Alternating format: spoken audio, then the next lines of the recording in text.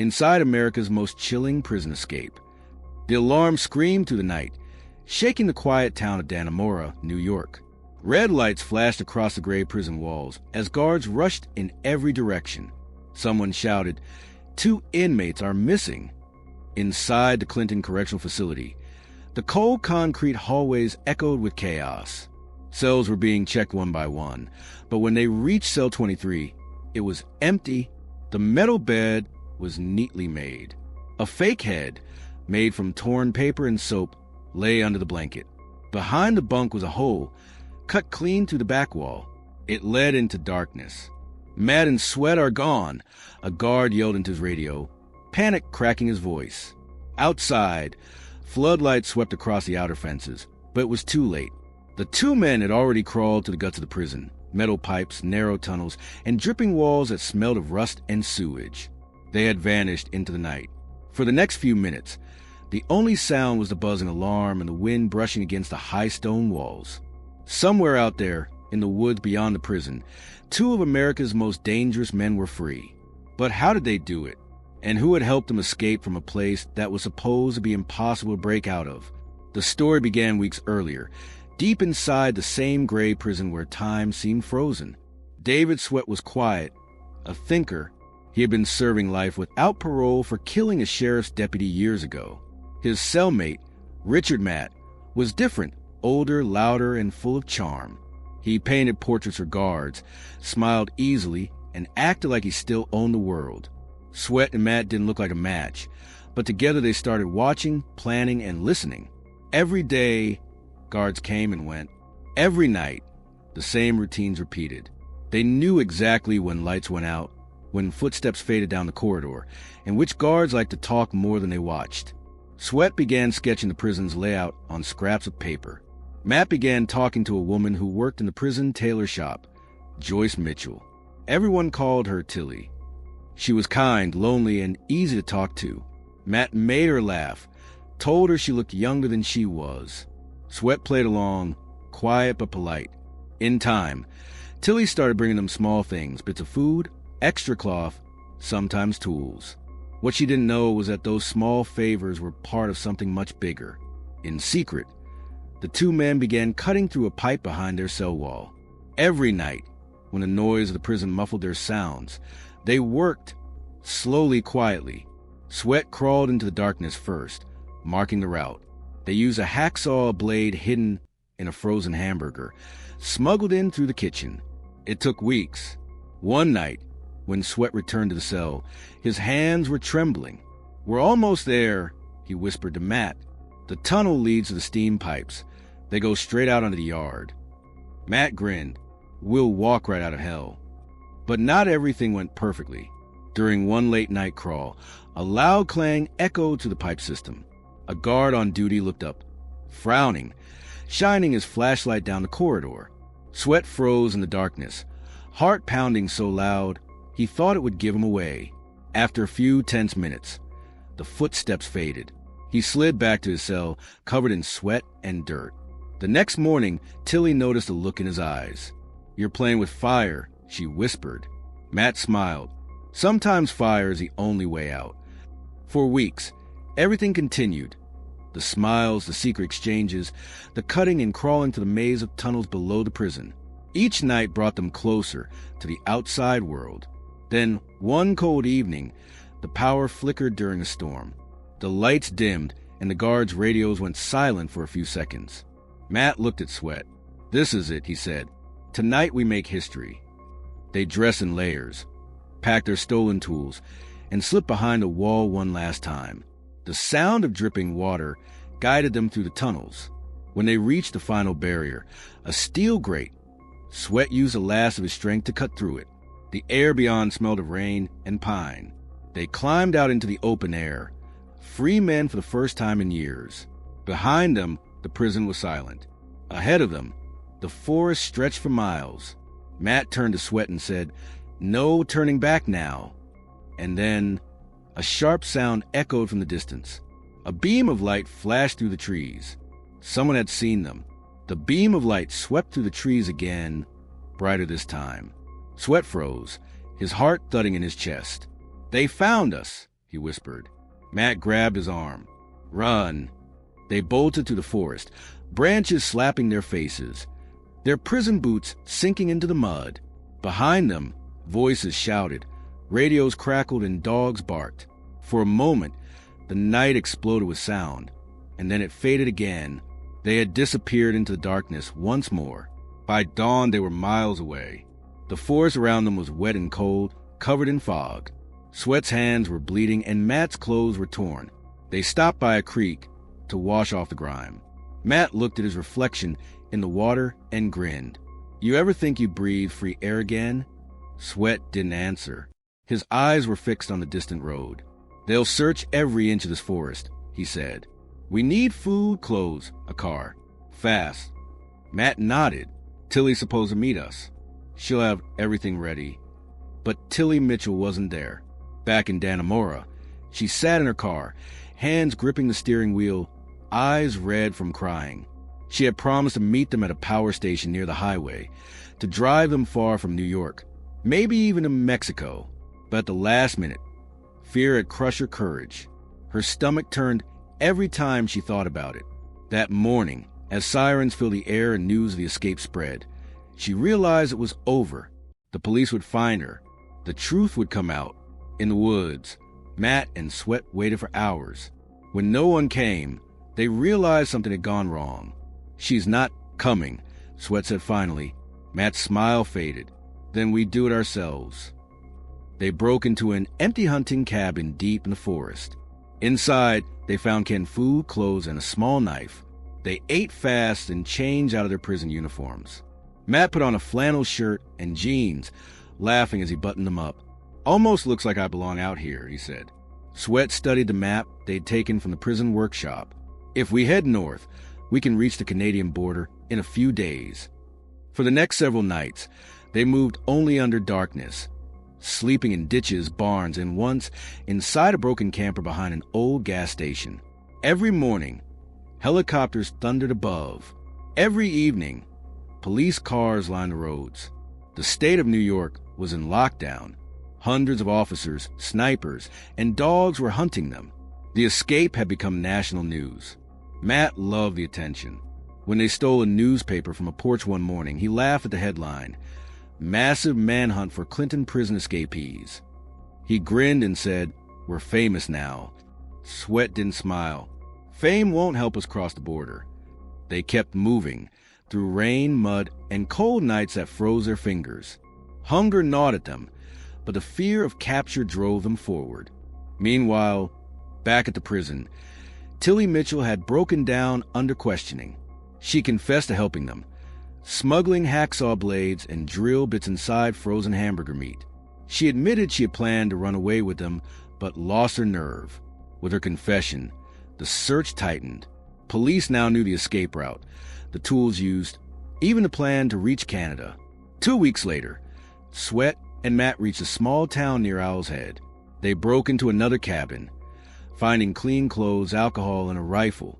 Matt poured himself a drink, raising the glass. "To freedom," he said, voice slurred. Sweat shook his head. "We need to stay sharp. One mistake, and it's over." Matt ignored him, taking another drink. "Relax, kid. We made it this far." That night, as Sweat slept, Matt sat by the window, staring at the stars. Somewhere beyond those woods was Canada and safety, but behind them was an army waiting to drag them back to the cells. He took one last sip, then stepped outside for air. The forest was silent, except for the hum of insects. Suddenly, a distant crack echoed through the trees, the sound of snapping branches. Matt turned his head. A beam of light flickered between the trunks. He ducked down, heart racing, gripping the rifle. The voices grew louder. "This way. We got movement." Matt aimed into the darkness, finger trembling on the trigger. And then another beam of light hit his face. "Freeze.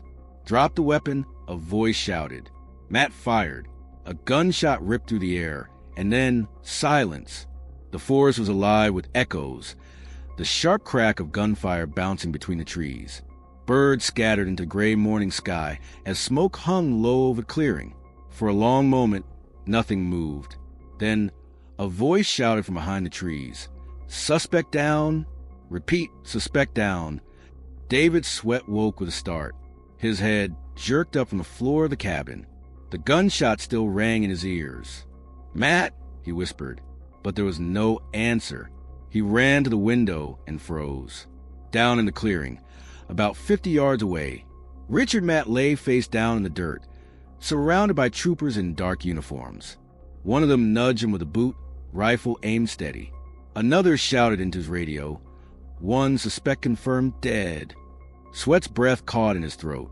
His partner, the man who had planned the escape with him, was gone. He stumbled back from the window, heart pounding. Every instinct screamed at him to run. The news spread quickly. Richard Matt had been shot and killed after pointing a weapon at officers near Malone, New York. Across the state, reporters swarmed the story. Helicopters hovered over the forest. The manhunt now had one name left on the list: David Sweat. Sweat ran for miles that morning, every step driven by fear and anger. His mind raced back to the moment they crawled out of that tunnel. They had promised to make it out together. Now it was just him. By afternoon, he found himself near a back road. The air smelled of pine and diesel. He ducked into a ditch as a convoy of police vehicles passed by, black SUVs, flashing lights, and dogs barking in cages. He waited until the sound faded, then kept moving north. Hunger was clawing at his stomach. He hadn't eaten in over a day. The last can of beans they'd stolen was gone. He spotted a red farmhouse in the distance, smoke rising gently from the chimney. For a long time, he just watched from the tree lean.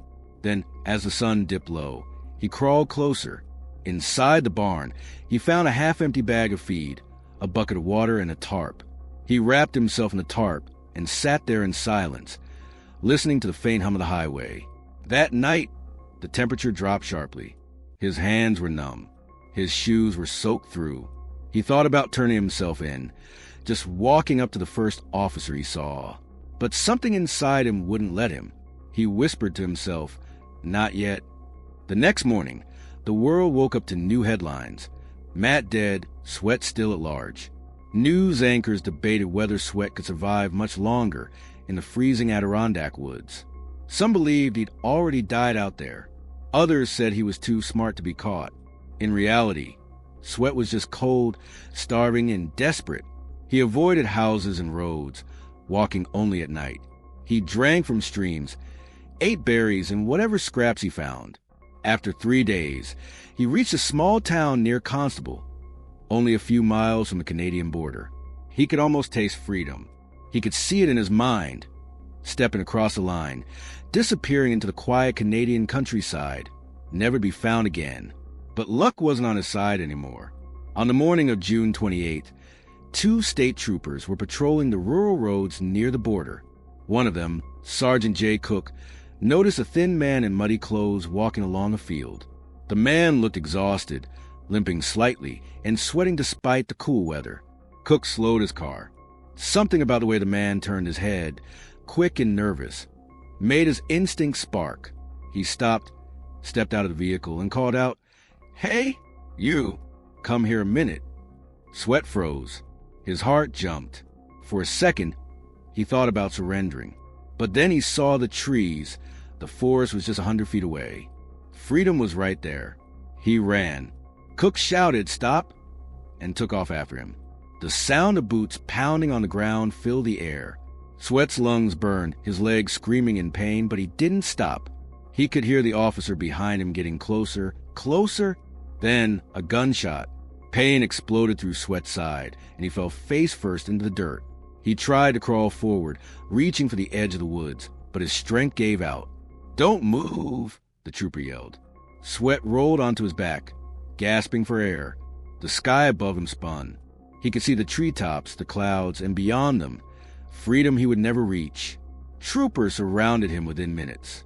Hands pulled his arms behind his back. Someone pressed gauze against his wound. "It's over," a voice said. "You're done running." But as Sweat was lifted onto the stretcher, he turned his head toward the forest. Somewhere out there, the path to freedom still waited, unfinished, untouched. And in that moment, a strange smile crossed his face. The sirens echoed to the quiet countryside as David Sweat was rushed to Albany Medical Center, blood staining the bandages wrapped tight around his waist. Outside, reporters crowded behind barriers, shouting questions at every officer who walked by. Helicopters circled above. America had finally caught its last missing man. Inside the ambulance, Sweat drifted in and out of consciousness. His mind replayed everything. The tunnel, the pipes, Matt's grin, the night air freedom. It felt like a dream fading into smoke. When he opened his eyes again, fluorescent lights burned above him. His wrists were chained to the hospital bed. 2 troopers stood guard by the door. One of them said quietly, "He's awake." A detective stepped forward, holding a notepad. "Mr. Sweat," he said, "you've been on the run for 23 days. You want to tell us how you did it?" Sweat didn't answer at first. He stared at the ceiling, his voice rough when he finally spoke. "We earned it," he said softly. "Every inch of that tunnel, we made it ourselves." Over the next few days, as doctors treated his wounds, agents from the FBI, the Department of Corrections, and state police questioned him over and over. They wanted every detail: how long he and Matt had planned it, who helped them, what tools they used, what they went after. Piece by piece, the truth came out. He told them about the hidden hacksaw blades, smuggled in through frozen hamburger meat, about crawling through metal pipes slick with oil, about using a stolen screwdriver to break open steam ducts. He described the long nights of cutting, listening to guards' footsteps echo above them, holding his breath every time someone coughed nearby. And then he told them about Joyce Tilly Mitchell, the woman who had promised to drive him to freedom but never showed up. When investigators asked why she didn't come, Sweat just smiled weakly. "She got scared," he said. "Guess she realized love doesn't look the same outside the walls." Meanwhile, Tilly sat in her own cell, staring at the gray concrete she once worked around every day. The news was everywhere. Her name, her photo, her betrayal. The same guard she had smiled at for years now avoided her eyes. Outside, life in the town of Dannemora slowly returned to normal. The helicopters left. The search teams packed up. The forest grew quiet again. But something in that small prison town had changed forever. At Clinton Correctional, construction crews sealed off the tunnels, poured concrete over the escape route, and installed new cameras. The warden was reassigned. Dozens of guards were questioned, suspended, or transferred. Weeks passed. Sweat's trial began in a courtroom filled with reporters and flashing cameras. He looked thinner, older, but calm. When the judge asked if he had anything to say before sentencing, he paused. "I didn't think we'd make it that far," he said. "But we did. For a while, we were ghosts. We proved it wasn't impossible." The courtroom was silent, except for the clicking of cameras. He was sentenced to life in prison, again, this time at a maximum security facility with tighter surveillance, soundproof walls, and no view of the sky. But behind bars, David Sweat became something of a legend. Guards whispered about the great escape of Clinton Correctional. Inmates traded stories about the night 2 men outsmarted one of the toughest prisons in America. And sometimes late at night, when the halls were quiet, Sweat would close his eyes and see the forest again, the mist curling over the trees, the wind brushing against his face, and the sound of freedom just beyond reach. He'd hear Matt's voice echoing in his head. "We'll walk right out of hell." Sweat smiled in the dark. "We did," he whispered, even if it didn't last. Outside, the prison lights glowed against the cold New York sky, bright, watchful, unblinking. The walls stood taller, the gates stronger, but the story of what happened inside them would never fade. Because for 23 days, 2 men had shown the world that even in the most secure place in America, freedom, no matter how brief, was still possible. And somewhere in the night wind that swept over the prison, it almost sounded like laughter,